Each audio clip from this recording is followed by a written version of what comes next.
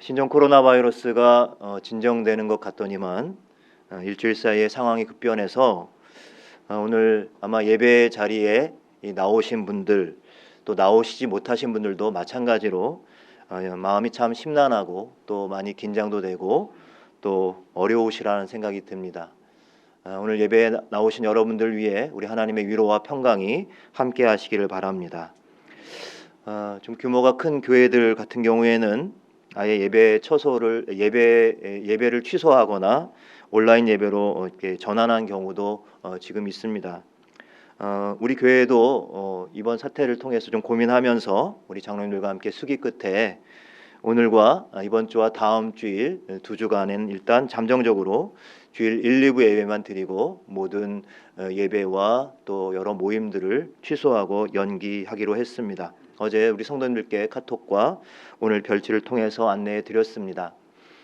기초적인 예방 수칙을 잘 지키는 것이 가장 중요한 일이라고 합니다. 그래서 여러분 기초 예방 수칙을 잘 지키셔서 그런 에티켓을 통해서 나의 건강과 또 다른 이들의 건강을 함께 지켜갈 수 있기를 바라고요. 또 비상 대응 방책을 여러분께 보내드렸는데 잘 협조해 주시기를 부탁을 드리겠습니다. 사태의 추이를 봐가면서 또 시의적절한 조치를 강구하고 그리고 성도님들과 함께 나누도록 하겠습니다. 이번 일들을 겪으면서 또 이렇게 예배 자리에 오신 여러분들의 모습을 보면서 이렇게 마스크를 딱 쓰시고 또 숨죽여서 찬양하시고 또 많이 또 자리가 빈 것들을 보면서 예배에 대한 생각들을 또 다시 한번 해보게 됩니다. 두 가지 면인데요. 하나는 우리가 너무나도 당연하게 여겨졌던 이 예배가 작은 바이러스 하나로 인해서 이렇게 어려움을 당할 수 있다는 것을 누구도 우리가 상상하지 못했는데 그런 현실을 우리가 경험하고 있습니다. 그렇기 때문에 더욱더 우리가 하나님 앞에 드려지는 예배가 얼마나 소중한 것인지 다시 한번 우리가 이 시간을 통해서 깨닫게 됩니다. 그런가 하면 또 한 가지는 우리가 알지 못하지만 어느 순간에 우리가 어떻게 우리 어떤 예배 드리는 이런 모습들이 때로는 어렵게 되고 불가능하게 될 수 있다는 상황입니다. 지금도 지구 곳곳에 보면 여러 가지 이유로 하나님을 예배하는 것이 자유롭지 않은 것이 참 많이 있잖아요. 대표적인 예가 저 북녘 땅 아니겠습니까? 그런 면에서 우리의 예배하는 모습들이나 예배하는 일도 언젠가는 이렇게 어려움을 당하고 또 때로는 예배가 불가능한 상황이 올 수 있을 텐데 과연 그때는 우리가 하나님을 어떻게 예배할 것인가 라고 하는 것도 생각해 보아야 할 것입니다. 그렇다면 우리의 삶의 예배, 우리가 주중에서 또 우리 일상 속에서 살아가면서 하나님께 예배하는 삶이 또한 얼마나 소중한 것인지 다시 한번 우리가 깊이 또 유념하는 그런 시간들이 될 수 있기를 바랍니다. 우리는 이렇게 불가항력의 재난이나 또 재해를 당할 때마다 늘 새삼 우리들이 얼마나 미약하고 또 미미한 존재인가, 연약한 존재인가 깨닫게 됩니다. 이번에도 참으로 작고 미세한 바이러스의 존재가 첨단 의료의 문명, 의료 시설과 그리고 의료의 수준을 비웃기라도 하듯이 순식간에 온 나라가 또 많은 나라들이 두려움과 또 공포와 긴장감으로 내몰리는 상황을 지금 경험하고 있죠.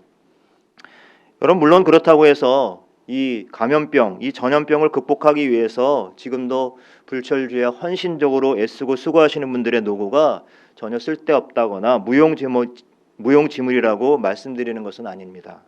우리는 이 예방과 치료를 위해서 지금도 수고하시는 분들의 이 노고와 헌신하시는 분들을 격려하고 또 이들에게 감사의 마음을 보내고 또 한편으로는 지치지 않도록 새 힘을 공급해 주시도록 기도의 끈을 놓치지 말아야 할 것입니다.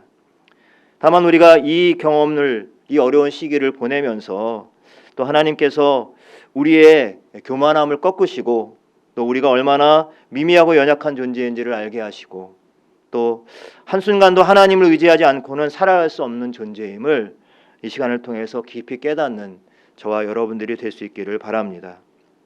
오늘 말씀을 통해서도 약할 때 곧 그때가 강함이라 라고 했던 이 사도 바울의 고백을 오늘 말씀을 통해서 우리가 함께 묵상하면서 우리의 약함을 들어서 하나님의 은혜와 능력의 통로로 사용하시는 그 놀라운 신비를 함께 체험할 수 있기를 바랍니다.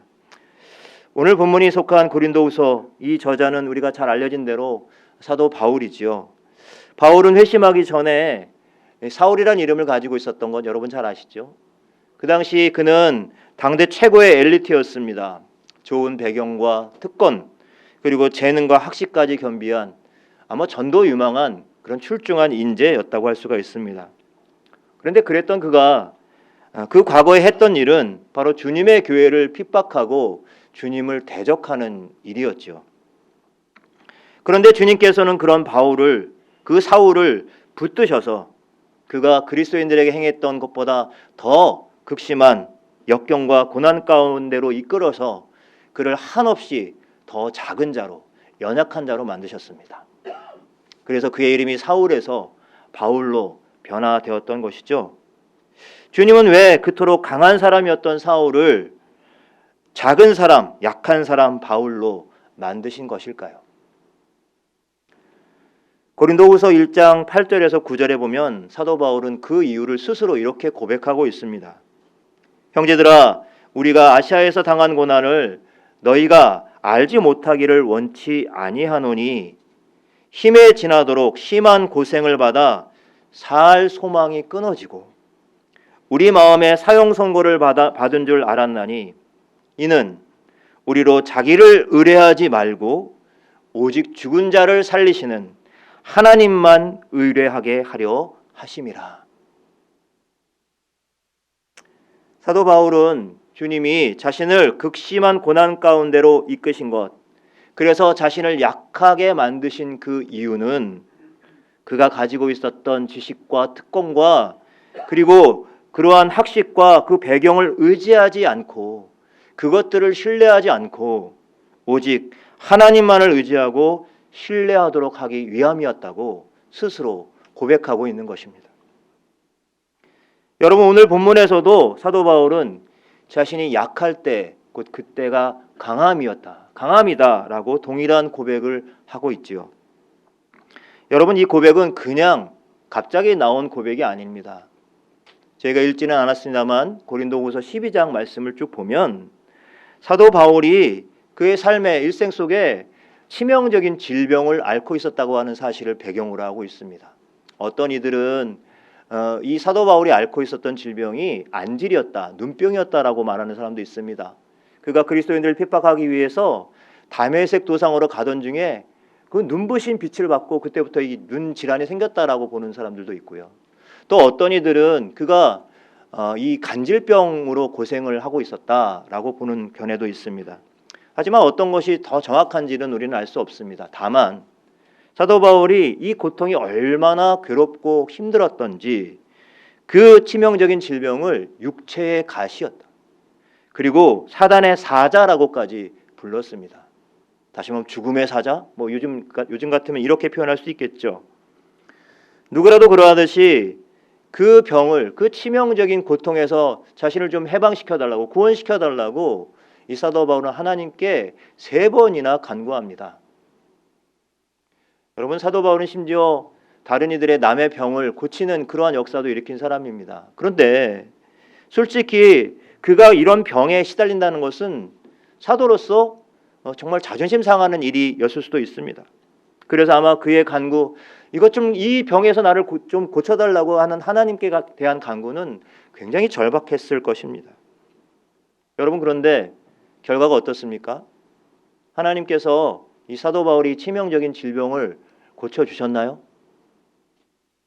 오늘 본문에 보면 고쳐주시지 않습니다. 그러면서 뭐라고 말씀하시냐면, 어떤 응답을 주시냐면 내 은혜가 네게 족하다. 이는 내 능력이 약한 데서 온전하여짐이라.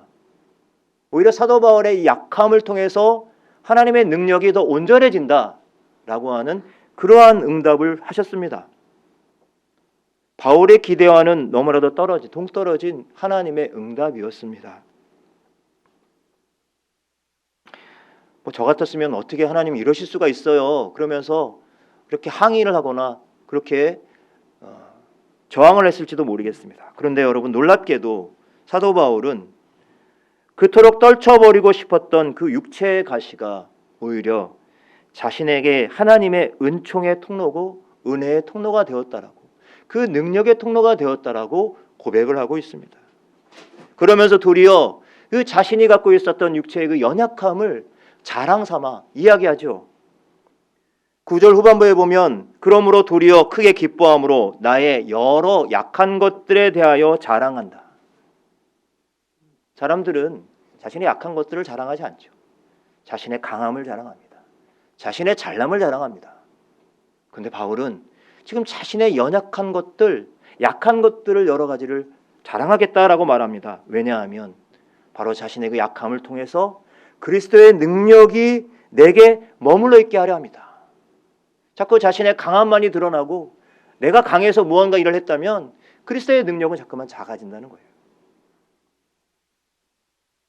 이렇게 사도 바울을 괴롭히던 육체의 가시는 오히려 그의 마음을 교만해지지 않도록 오히려 하나님께 붙잡아 두는 그러한 기둥인 동시에 그리스도의 능력이 자신에게 머물게 하는 그러한 통로가 되었던 것입니다. 약할 때 곧 그때가 강함이라. 하나님은 이렇게 바울의 강함이 아니라 그의 연약함을 사용하셔서 하나님의 뜻과 하나님의 능력을 드러내셨습니다. 이처럼 하나님은 사도 바울이 고린도전서 1장 27절에서 고백했던 것처럼 세상의 약한 것들을 선택하셔서 그래서 강한 것들을 부끄럽게 하시는 분이라는 사실을 우리는 성경 곳곳에서 발견할 수가 있습니다. 몇 가지 예를 들어 보겠습니다. 여러분 다윗 왕을 잘 아시죠? 구약성에서 이 다윗 왕은 위대한 이스라엘의 왕정을 이끌었던 전성기를 이끌었던 왕이었습니다. 그런데 여러분 다윗은 사실은 왕이 될 만한 그러한 인간적인 면모로 봤을 때 왕이 될 만한 제목은 아니었습니다. 사무엘이 사울 왕의 뒤를 이어서 이스라엘을 이끌어갈 왕의 제목을 찾으러 이새의 집에 갔을 때 이새는 자기 아들 중에 7명을 데려다 놓고 후보감을 내세웁니다. 맏아들로부터 7째까지 쭉 보여줬는데 그 가운데 이 사무엘의 눈에 왕의 제목이 안 보인 거예요. 그런데 그때 바로 이 다윗이 등장합니다. 아주 어린 소년이었어요. 그냥 나이가 어린 소년이었기 때문이 아니라 어쩌면 어떤 학자들은 바로 이 다윗의 출생에 비밀이 있었다. 그 7명에 들지 못하는 뭔가 출생의 비밀이 있었다라고 보기도 합니다. 그만큼 인간적인 면모로 봤을 때 그 왕의 제목이 될 수 없었던 그 연약하고 약한 소년을 하나님은 바로 이스라엘의 왕으로 삼으시고 그리고 이스라엘 역사상 가장 위대한 왕정 국가를 이루게 하셨던 것입니다. 그런가 하면 사사기에 나오는 기드온, 여러분 기드온의 뒤에 바로 따라붙는 게 무엇입니까? 기드온과 300용사 이렇게 우리는 표현을 합니다. 이 사사기 강해를 예전에 할 때 한번 말씀을 드렸는데 여러분 성경 어디에 봐도 300용사란 말은 나오지 않습니다. 무슨 뜻인가 하면 기드온과 300용사, 여기서 300용사라고 하는 것은 그때 그 당시 대적했던 미디안 13만 5천 명에 비해서 이것은 턱없이 작은 숫자, 승리의 소망이 전혀 없는 숫자, 하나님이 함께 하시지 않으면 그냥 그 소망이 다 사그러들 수밖에 없는 그러한 무의미한 숫자, 그것을 의미하는 것이었습니다. 그런데 바로 그 300용사, 기드온과 300용사라고 이렇게 말하지만 이 기드온과 이 300명과 300명의 연약한 가운데 그 무지함 가운데 그 부족한 한계 가운데 하나님이 함께 하셨을 때 그들이 강한 군사로 미디안 13만 5천 명을 물리칠 수 있었다고 하는 것입니다. 연약함 가운데 하나님의 능력이 들어올 때 그것이 바로 하나님의 이 연약함이 하나님의 능력의 통로로서 사용되어졌다고 하는 것이죠. 한 가지 예를 더 들어보겠습니다. 창세기 32장에 보면 야곱이 나옵니다. 야곱이 야복 강가에서 그 유명한 하나님의 천사와 씨름하는 대목이 나옵니다. 그러면서 나를 축복해 주시지 않는다면 절대로 보내드릴 수 없다고 그러면서 그를 붙잡습니다. 결과는 여러분 잘 아시죠? 어떻게 됩니까?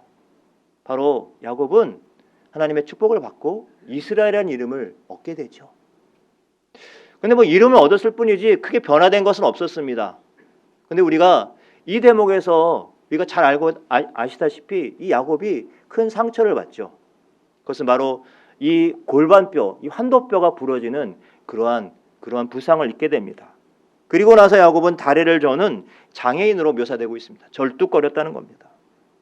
여러분, 놀라운 것은 바로 이 환도뼈가 부러지고 절뚝거리가 되었다고 하는 것이 놀랍게도 하나님의 축복의 의미로 역설적으로 들릴 수 있다는 것이죠. 생각해 보십시오. 사지가 멀쩡했을 때 야곱은 강한 자였습니다. 그는 자신의 힘으로 살아온 사람이었고 모든 것을 자신의 은혜로, 자신의 지혜로, 자신의 능력으로 일구어온 그러한 사람이었습니다. 한마디로 자수성가한 사람이죠. 그런데 그 결과가 무엇입니까? 가족을 등져야 했고 곳곳에 원수를 만들고 늘 도망치는 도망자의 신세였고 그렇게 피땀 흘려 이뤄놓은 것을 지금 한순간에 잃어버릴 수 있다고 하는 위기감 가운데 조바심을 갖고 그렇게 위기의 인생을 살아갔던 사람이었던 거예요. 그런데 여러분, 약복 강가에서 천사와 씨름하면서 이 환도뼈가 부러진 후에 그는 하나님 앞에서 지극히 연약한 자가 됩니다. 그는 이제 더 이상 자신의 강함을 의지해서 살아가는 사람이 아니게 됩니다.